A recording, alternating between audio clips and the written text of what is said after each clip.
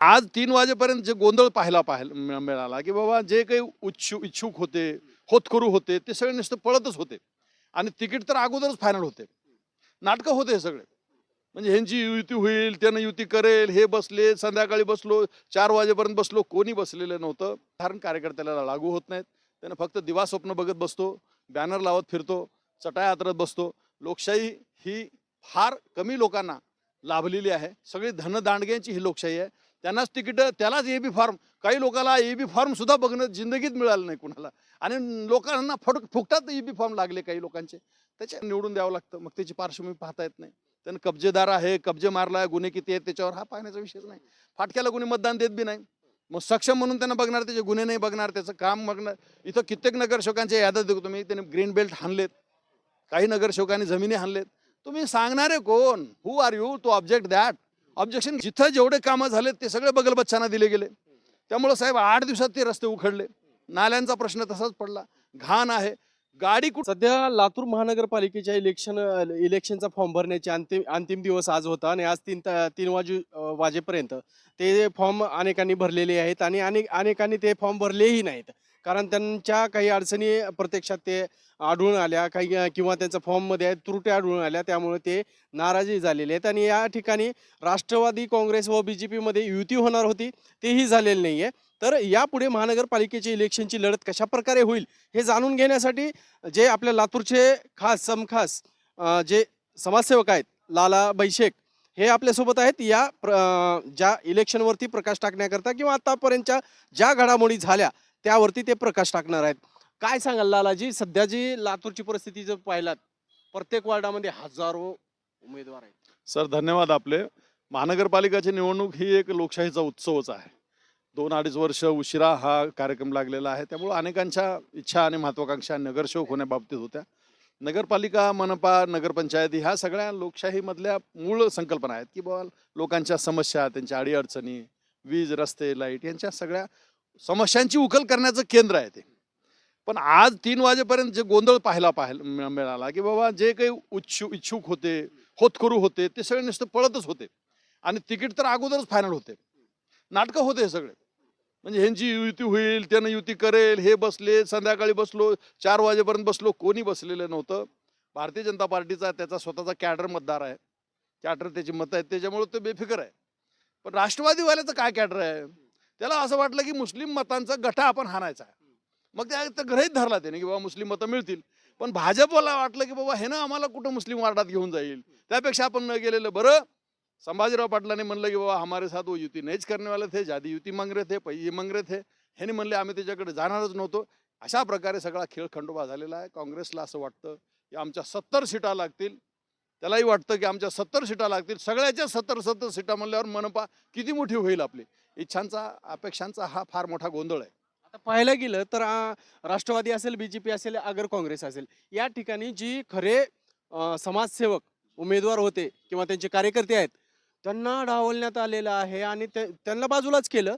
कारण तर ह्यांची युतीचा प्रश्न असेल, त्यांच्या अंदरुनी काही समस्या असतील किंवा तो कार्यकर्ता मोठा झालाच नाही पाहिजे, अशा काही मानसिकता असतील, दिसून आलं. जात फॅक्टर आहे, त्याच्यामध्ये आर्थिक फॅक्टर आहे. ज्या समाजामध्ये तो जन्मला त्याची एक कठा मतं बघून सुद्धा भारतीय जनता पार्टीने उमेदवारी दिलेल्या आहेत. पण त्या गल्लीमध्ये कोणती मतं आहेत ते पाहून उमेदवारी मिळाली. त्या वस्तीमध्ये कोणते लोक राहतात. सांगायचा राष्ट्रवाद, राष्ट्रीय विचार आणि जातीच्या आधारावर गणित करायचे, आर्थिक गणित करायचे. पैसा किती देतो तो, सक्षम आहे का, त्याची आर्थिक बळ आहे का, हे सगळं पाहिलं जातं. अशा सगळ्या बाबी साधारण कार्यकर्त्याला लागू होत नाहीत. त्यानं फक्त दिवास्वप्न बघत बसतो, बॅनर लावत फिरतो, चटाई हातरत बसतो. लोकशाही ही फार कमी लोकांना लाभलेली आहे. सगळी धनदांडग्यांची ही लोकशाही आहे. त्यांनाच तिकीटं, त्यालाच ए-बी फॉर्म. काही लोकांना ए-बी फॉर्म सुद्धा बघणं जिंदगीत मिळालं नाही कुणाला. आणि लोकांना फुकटात ए-बी फॉर्म लागले काही लोकांचे. त्याचे वशिले आहेत. भारतीय जनता पार्टी जरी म्हणत असली की बाबा आम्ही आम्ही असं काही पाळत नाही. काय पाळत नाही म्हणजे आमचे नातेवाईक, आम्ही काही सगळे नातेवाईकच मिळतात इथं. इकडून दोन दोन आज बिलकुल लगा के रखे साहब, बंबई से लाए उन्होंने उमेदवारी. पूर्व भागातला जो काही आमचा प्रकाश नगरचा मित्र आहे ना, घरात 2 उमेदवारी आणल्या. हा फार राष्ट्रवाद आहे, राष्ट्रभक्ती आहे ती. त्यांच्याकडे ती MMRD आहे, ही राष्ट्रभक्तीच आहे ना. हे लिंक आहे. गरीब माणसं सांगतात राष्ट्रभक्ती असावी. हे फगळी पैशाभक्ती असते, अर्थभक्ती असते आणि याशिवाय राजकारण चालत नाही. साधा एक कप चहा पाजायला कार्यकर्त्याला 10 रुपये लागतात. फाटक्या लोकांचं राजकारण राहिलेलं नाही.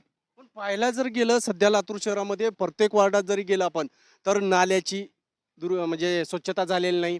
रोडचे कामं जे सध्या चालू आहेत ते एक नंबर क्वालिटीचे आढळून येत आहेत. काय सिमेंट वाहून जात आहे आणि खडी तिथं बाहेर येत आहे. म्हणजे जैसी ती परिस्थिती आहे. नागरिकांना हवंच काय असतं? स्वच्छता. स्वच्छता म्हणजे नागरी समस्या नसाव्या, परंतु नागरी समस्या त्याच्यावरच इलेक्शन हे 2026चं लढलं जाते आणि फक्त आश्वासनं दिले जाते न जनता बुरळ पडली. काय म्हणते जनतेवर नाही कसं आहे, एकतर उशिरा सुरू झाली की 2.5 वर्ष प्रशासकांचं राज्य होतं. प्रशासक ते काय असतं, लोकांना काय वाटतं प्रशासक म्हणजे नगरसेवक असतो.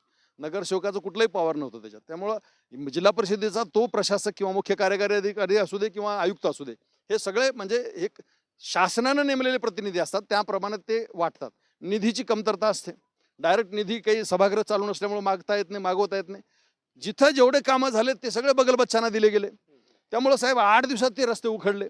नाल्यांचा प्रश्न तसाच पडला. घाण आहे. गाडी कुठली आहे? घंटागाडी कुठली आहे? गुजरातची. कालबाह्य झालेली 16-16 वर्ष अगोदरच्या गाड्या इथं आहेत टेंडरमध्ये. टेंडर सुटले कुणाला? कोट्यावधी रुपयांचं ह्यांचं जे आवक जावक चालू आहे त्याच्यावर सगळा डोळा असतो. मनपा स्थायी कमिटी तय करते की किसको क्या देना है. सगळा पैशाचा गोंधळ आहे. त्याच्यावर सत्तेतून शहाणपण सुटतं आणि शहाणपणातून पैसा कमवता येतं हे त्यांना माहीत झालं. त्यामुळे ते फुकट नगरसेवक कुणाला करणार नाहीत. अर्थपूर्ण उलाढाली झालेल्या आहेत असं मी ऐकलेलं आहे. आता पाहायला गेलं तर लातूर महानगरपालिकेमध्ये जे जुने नगरसेवक होते ज्यांनी मोठे मोठे पदं भूषवली, हा, त्यांचं जर पाहायला गेलं तर त्यांचे आज कब्जे, ग्रीन बेल्टवरती कब्जे, सामान्य नागरिकाच्या शेतावरती कब्जे, हा, अशा भूमिकेमधले नगरसेवक पुन्हा आपल्यावर लादले जात आहेत, लातूरकरांवरती लादले जात आहेत. काय सांगाल यावरती? काय काय केलं पाहिजे उपाययोजना? साहेब, मी माफी मागून सांगतो की आपण अशा समाजात राहतो ज्या ठिकाणी समजा आपल्याला एक प्रवर्ग राखीव आहे. तर त्या प्रवर्गामध्ये त्यानं सक्षम उमेदवार दिला की लोकांना त्याला निवडून द्यावं लागतं. मग त्याची पार्श्वभूमी पाहता येत नाही. त्यानं कब्जेदार आहे, कब्जे मारलाय, गुन्हे किती आहेत त्याच्यावर हा पाहण्याचा विषयच नाही. फाटक्याला कोणी मतदान देत बी नाही. मग सक्षम म्हणून त्यांना बघणार, त्याचे गुन्हे नाही बघणार, त्याचं काम बघणार. इथं कित्येक नगरसेवकांच्या याद्या देतो तुम्ही. त्याने ग्रीन बेल्ट हाणलेत, काही नगरसेवकांनी जमिनी हाणलेत. तुम्ही सांगणारे कोण? Who are you to object that? Objection घ्यायला जावा. किती तारखेला ऑब्जेक्शन जवळ जावा बरं तुम्ही. कोण जावा? मध्ये येऊ देत नाही ते. SDM तहसीलदार मध्ये येऊ देत नाही. मग तो निवडून जातो. आल्यानंतर सभागृह त्याला जबाबदार असतो. जनता कशाला जबाबदार राहते? मग त्याने त्याच्याप्रमाणे काम करत राहतो. अवाढव्य संपत्ती जमा करण्याचा हे मार्ग आहे. एक प्रकारे मुंबई, पुणे आणि चिंचवड याच्यासारखी आपली मनपा होत चाललेली आहे. सगळ्यांचं ध्यान त्याच्यावर आहे. पैसा हा अर्थक्रांतीबरोबर समाजक्रांतीचा केंद्रबिंदू आहे. तर अशाच प्रकारे जो लास्टचा मुद्दा आपण त्यांच्यापाशी मांडला की लातूर शहरामध्ये जे माजी नगरसेवक आहेत त्यांनी अनेक आहे आणि कोणता नगरसेवक आहे तेही आपण येणाऱ्या ह्या 15 दिवसाच्या महानगरपालिकेच्या इलेक्शनच्या लढतीमध्ये ते एक एक पुरावा आपण जनतेसमोर मांडणार आहोत, जेणेकरून जनतेला योग्य नगरसेवक, आपली महानगरपालिका, आपला नगरसेवक आणि योग्य नगरसेवक निवडण्यासाठी ते त्यांच्या उपयोगी होईल. मी एवढं बोलून थांबतो आणि याच्या पुढे लालाभाई शेख आपले पूर्ण इलेक्शन संपून आपल्या सोबत आहेत आणि